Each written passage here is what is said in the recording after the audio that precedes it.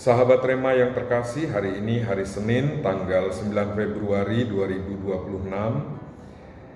Kita diajak merenungkan sabda Tuhan dari Injil Markus bab 6 ayat 53 sampai dengan 56. Saya mengambil tema permenungan kita pada hari ini, sederhana dalam beriman juga menyelamatkan.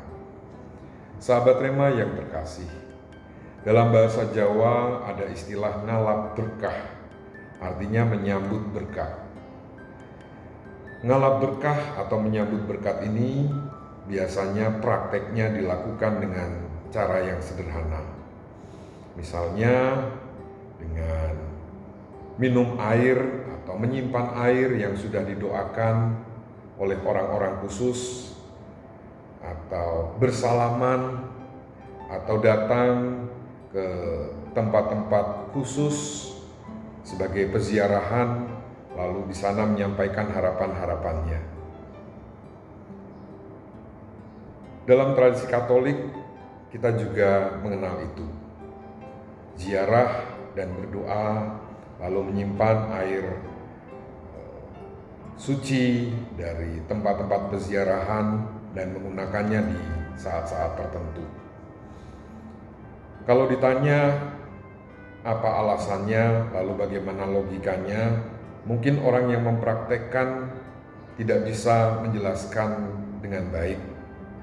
Karena memang ini adalah praktek sederhana, praktek ngalap berkah, praktek menyambut berkat. Dan ini adalah iman yang sangat sederhana. Apakah itu menyelamatkan?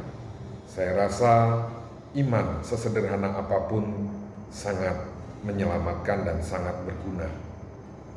Hari ini kita mendengarkan sabda Tuhan, kisah tentang Yesus yang dinanti-nanti banyak orang, dicari-cari banyak orang, dan Yesus yang dipercaya oleh banyak orang sebagai harapan akan kesembuhan, terutama untuk orang-orang sakit, di mana mereka hanya ngalap berkah, mungkin hanya mendengar tentang Yesus selama ini, tidak pernah berkomunikasi, tidak pernah berinteraksi personal, tetapi iman mereka adalah iman yang sederhana. Tadi dikatakan saat itu Yesus mendarat di Genesaret, dan orang-orang Genesaret pada saat itu berbeda dengan orang-orang selatan yang secara religius, yang secara sosial itu dianggap lebih daripada orang-orang utara. Mereka adalah orang-orang Yahudi yang mempraktekkan imannya secara sederhana. Demikian juga dalam kaitan dalam relasi dengan Yesus. Mereka tahu bahwa Yesus adalah harapan mereka. Mereka mendengar bahwa Yesus itu bisa melakukan banyak hal untuk mereka. Mereka mendengar bahwa Yesus adalah kehadiran Allah yang nyata. Dan mereka pun tidak dengan pengetahuan teologi yang sangat mendalam, tapi mereka ngalap berkah dengan menyentuh jubahnya. Sahabat Rema yang terkasih, dari sini kita bisa melihat bahwa kita tidak bisa meremehkan praktek iman yang sederhana sekalipun.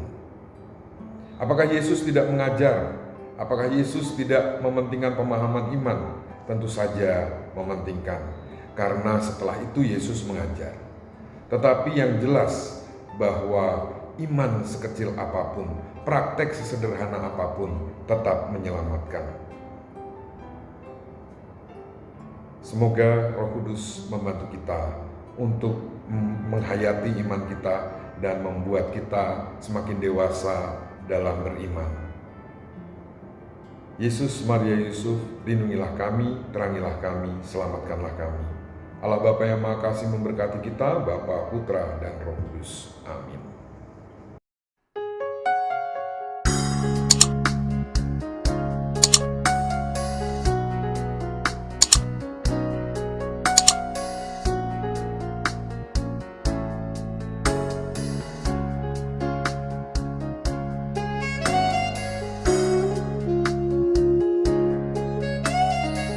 Sahabat Rema, sampai jumpa dalam program berikutnya.